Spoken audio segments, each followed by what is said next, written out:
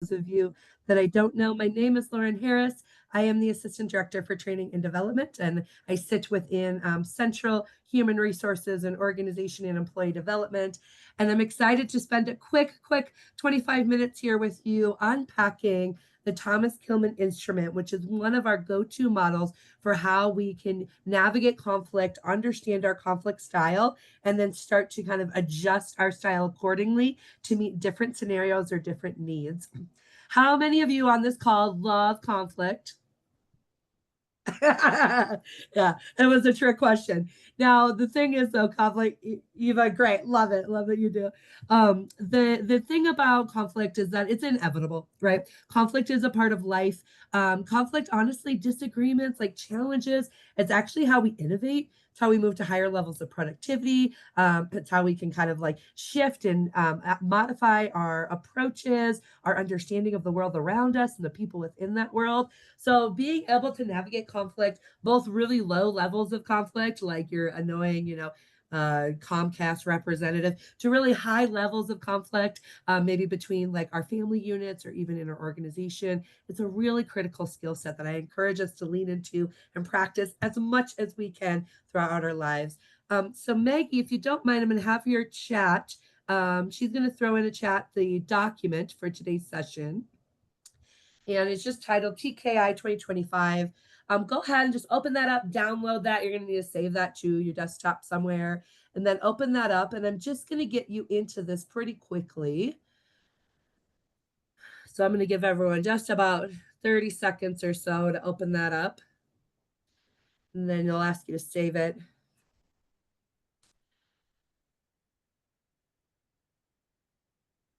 All right. So what I would encourage you to do is turn to page 3, and we're going to do just a quick self-assessment.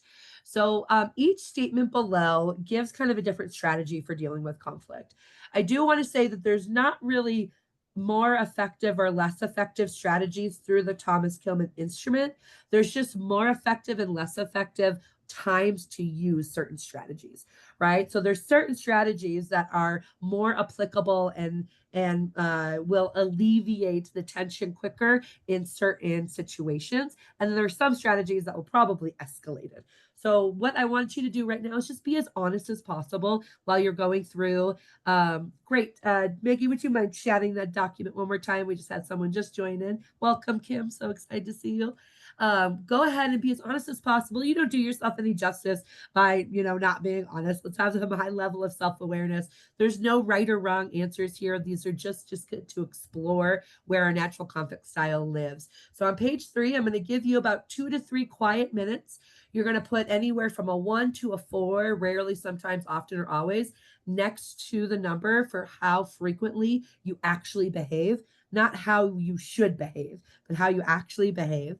And then you're going to see you'll be able to score it right below. And you're going to be a blend of a couple styles. You probably have 1 or 2 more dominant ones, and that will give us insight for how to move forward.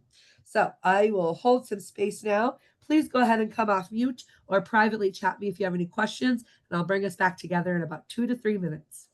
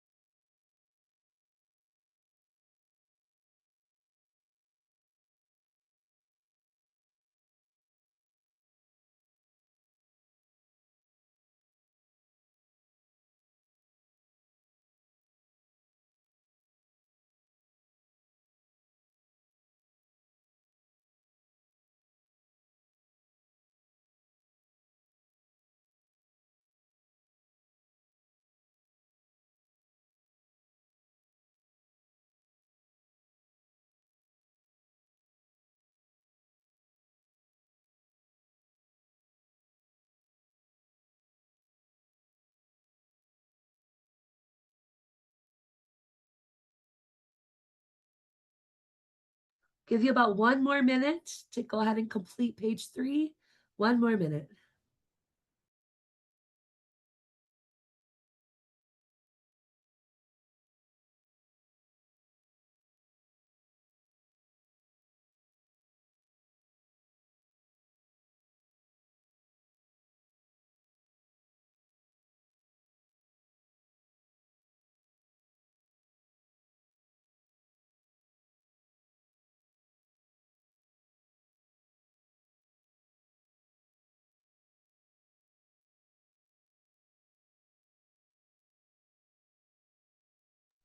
Okay, I'm hoping that was enough time for everyone. I know we're moving quickly. If you didn't get quite enough time to complete that assessment right now, you'll be able to save this for the future. What I'd like to do now is draw your attention to page 4, and we're going to get you connected to the TKI instrument, so the Thomas-Kilmann instrument. So how this is really like a conflict grid that has this balance between two ideas: how assertive we are in a conversation and or how cooperative we are when we are resolving conflict. So you can refer back to page 3 to start understanding where you fell there. But as you can see, our assertiveness is our vertical axis, and then our cooperativeness is our horizontal axis. So I'm going to start in the bottom left, and I'm just going to kind of work my way through it. There is some more content for you on page 5, so feel free to refer there. But when we are looking at avoiding, really what we're doing is that means we have a low assertiveness, so we're not taking a lot of initiation or maybe control of the conversation, and we also have low levels of cooperation, so we're probably not maybe being super cooperative in the conversation either. So that looks like unassertive and uncooperative. So when we're avoiding, sometimes we often are neglecting everybody in it. Maybe we aren't neglect, or maybe we're neglecting our needs. We're not trying to satisfy ourselves. We're also maybe not trying to satisfy the other person. Maybe we're actually just trying to stay away from the conflict altogether. This is actually a good strategy to utilize when you know that you are not in a place to have like a positive conversation. So I think one of like the best tools we can put in our back pocket when it comes to conflict is to say, you know what, I recognize my emotions are kind of running right now. My head's not really in a great place. I don't think I can productively contribute to this conversation right now. I'd like to take like a breather or a timeout. So that would be kind of an avoiding conversation. And if we avoid it just for a shorter period of time, that can actually be a really healthy coping strategy if you know in that moment you are only going to maybe escalate or instigate the conversation. Now, the problem with avoiding is we don't want that to linger too long. So we don't want the avoiding to turn into long-term like ignoring or minimizing or covering up the conflict. So that's one thing just to be mindful of. Avoiding is a really appropriate strategy when it's maybe short term or when you feel like your safety is maybe at risk.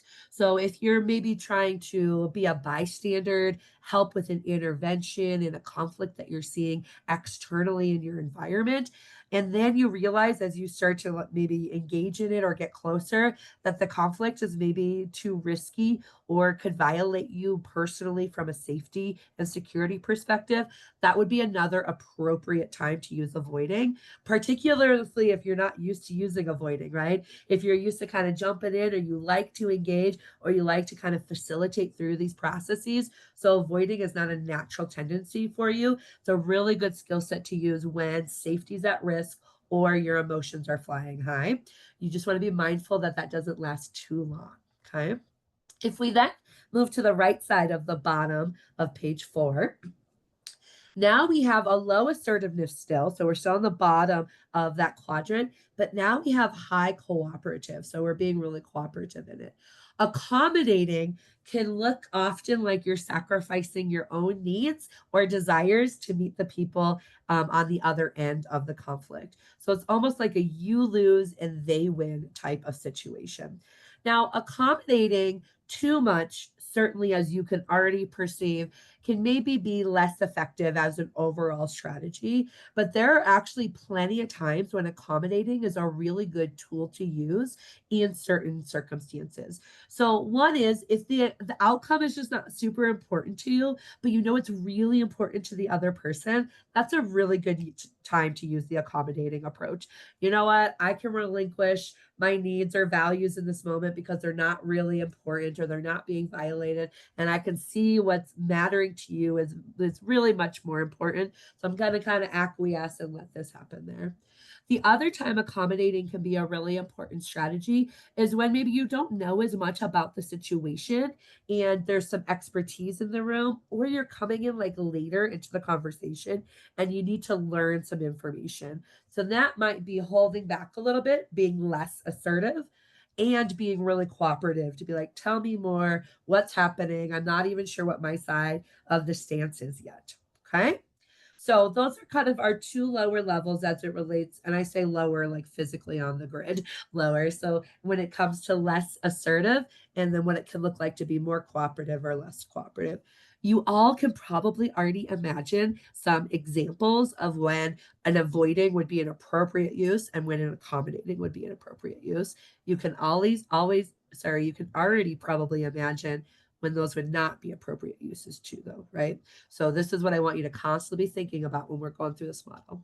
All right, so here's the middle one, compromising. If I were to do just a gauge of the room and have you answer a question of these five styles, which one's the best? A lot of people would say compromising or they would say collaborating. So that can be true in certain circumstances, but in others it's not. So our compromising is kind of the middle of the grid. We're like halfway between unassertive and assertive, and then we're halfway between uncooperative and cooperative. So when we are compromising, oftentimes we're finding a solution that satisfies both parties. And though both parties usually have to give up a part of their solution as well.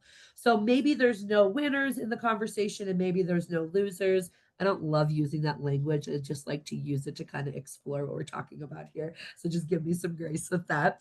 So maybe there's nobody who really comes out with everything they want, or somebody's not getting anything they want. We're both getting a little bit of everything. A compromise can be a really appropriate solution.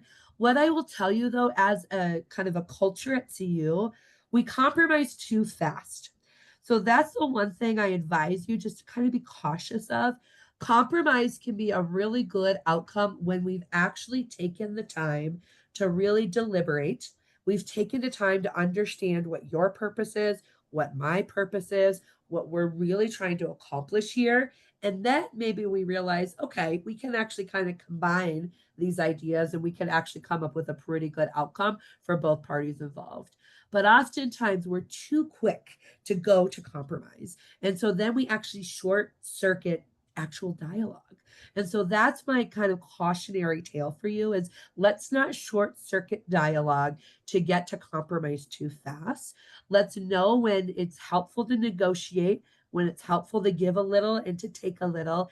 And let's do that after we've had some really robust dialogue, some really honest dialogue around here's what you really need, here's what I really need, here's what we need, here's what our organization needs. And by organization, I mean either your team, CU, or even like your family unit as an organization, right? So whoever parties are involved in this. All right, I'm going to keep going and I'm going to pause and see what questions we have. So now as we move up to the left-hand side of the model, we're back on page 4. So now a competing is our next conflict style that we see a lot. And that has high assertiveness, as you can probably impress from the name of the word, and it has low cooperativeness, okay? There are definitely a lot of you on this call that probably have competing as one of your dominant styles. It's one of my backup styles for sure. Like if I feel like I'm being kind of pushed into a corner or I feel like I'm not being heard, then I sometimes will over exaggerate with that with kind of a competing style. And again, there are times when competing can be appropriate and times when it's not. So if your competing really talks about you kind of satisfying your own needs at maybe the expense of the other person. So again, if we go back to that win-lose analogy, I'm winning and you're probably losing if I'm using competing.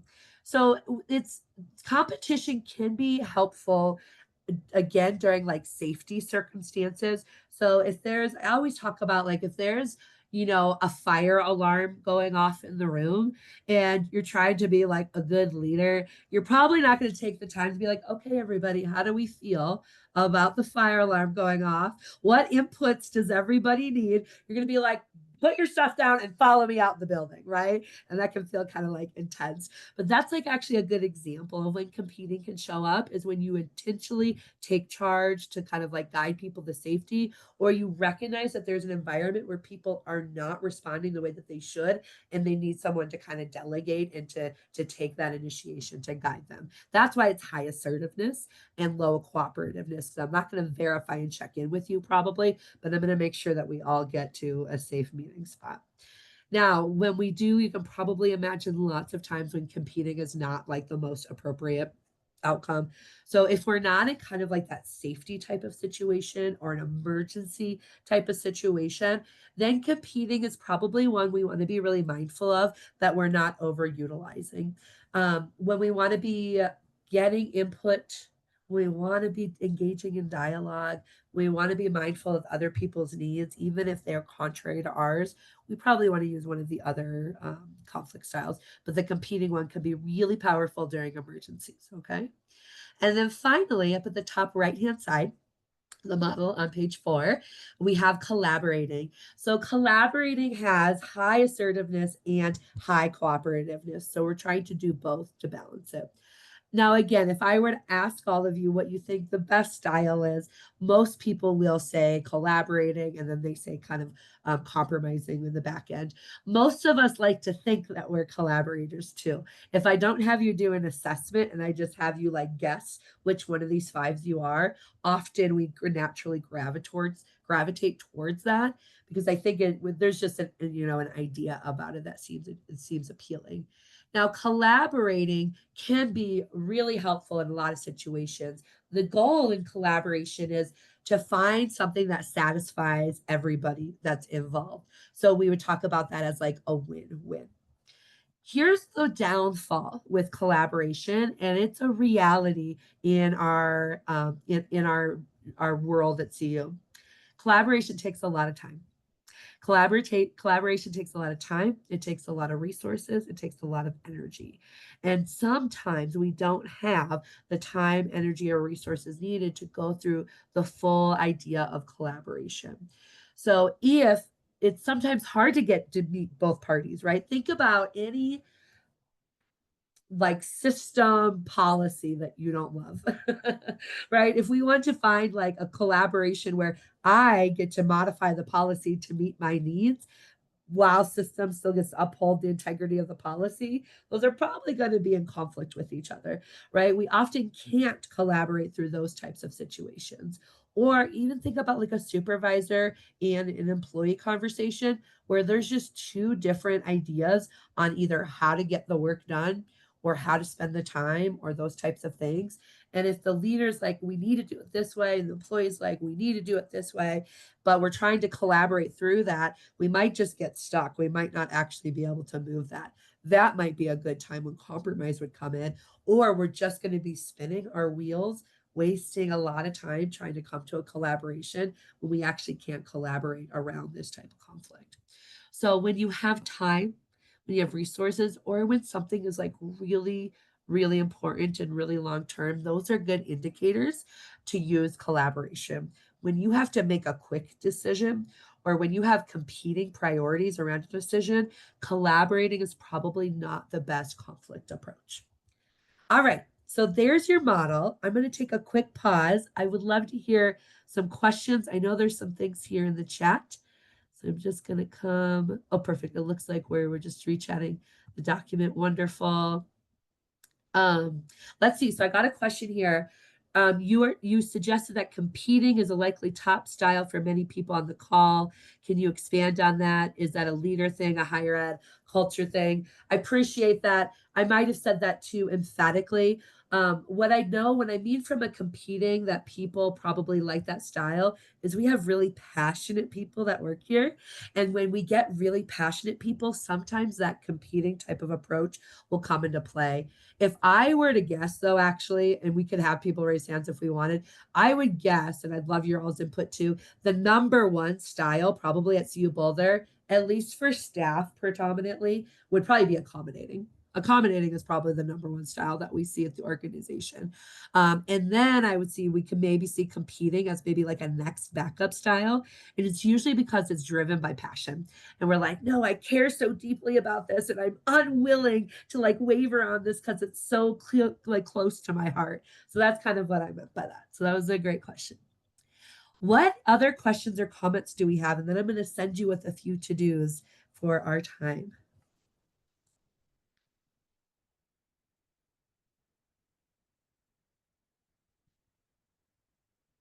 Did I do a perfect job of explaining that? Nobody has any question. I'm just kidding. I'm being silly. I actually have a question, Yes. Lauren. What I Maggie, go loved ahead. about your presentation is you talked a little bit at the beginning about not necessarily relying on one or like your go-to all the time. So can you talk a little bit about Yeah. when do you know Yeah. what to use and how do you stop yourself for a moment to consider it? It's great, Maggie. That's a great question. So takes time and effort and practice to do that. What I would encourage, so one, I want to point you back to the document. We're not going to go through the rest of this on our call because it's short, but I just want you to know there's a lot of more insight for you in this document. So on page 6, this gives you pros and cons for each one of the styles. So kind of like the good news and the bad news. So that's already going to give you some insights of when it's best to use it and when not. And then we actually have some ideas for you from the literature and research around this, starting on pages 7, 8, and 9. There are some actually outlined ways of when to use it, when not to use it, and signs when you overuse it. So I'm going to let you read that and kind of let that sink in. What I would encourage you to be mindful of, though, is if an approach you're trying is not working, that's then a good indicator to be like, "Hmm, let me take a breath. Let me take a step back here. I wonder if I'm leaning too heavily on my natural conflict style and the situation that this is calling for is not resonating with that style." So we give you some of the research strategies to be mindful of, but I really want you to lean in to pay attention to that moment. And if you're getting the other person is being like objective to your input, or you're not coming to some sort of conclusion, or there's misunderstandings, or you're just not on the same page, those are all good indicators. Like those would be like kind of yellow lights to me, or like flagging red flags to me to be like, okay, I don't know if my approach is working here. I might need to try something else to see what's gonna be more useful in this situation. And then Awesome. let me go back. Yeah, Thank sorry, you. I think I I have think I one more. saw Yes, go Carol had ahead. her hand up. Great. Carol Shannon, I believe. Did you have your hand up? Oh, I did. Hi. Hi, I don't Carol. know. How are you? It's so I good don't to know see if you. so good to see you too. And I'm sorry. I hope I don't know if this question can be answered.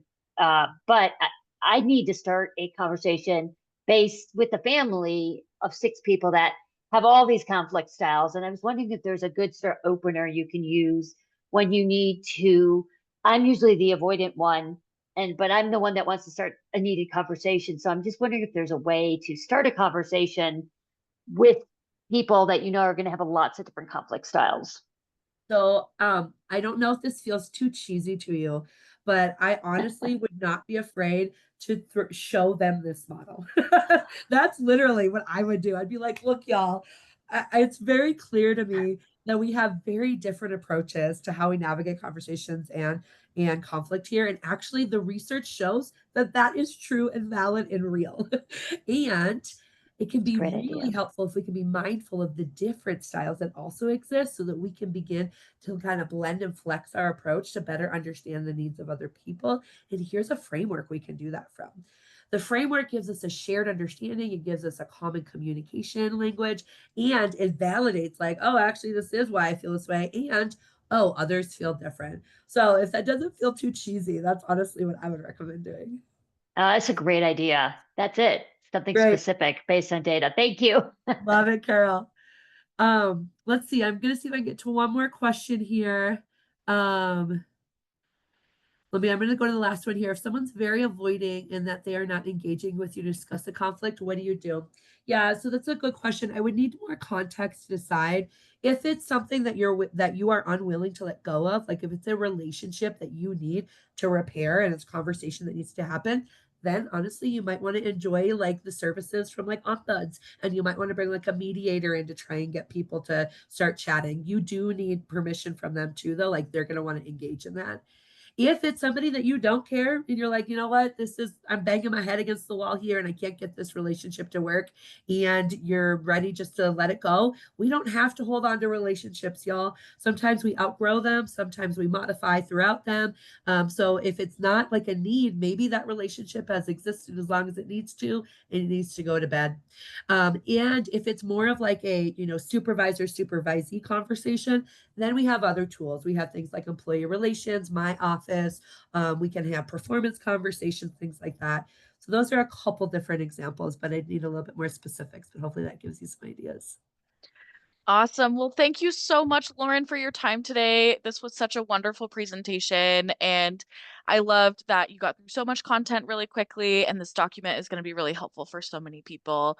So let's all give a hand to Lauren. Thank you so much, Lauren. And for everyone hopping off, please do fill out that feedback survey or at least grab the link before you go. And thanks so much for being here today.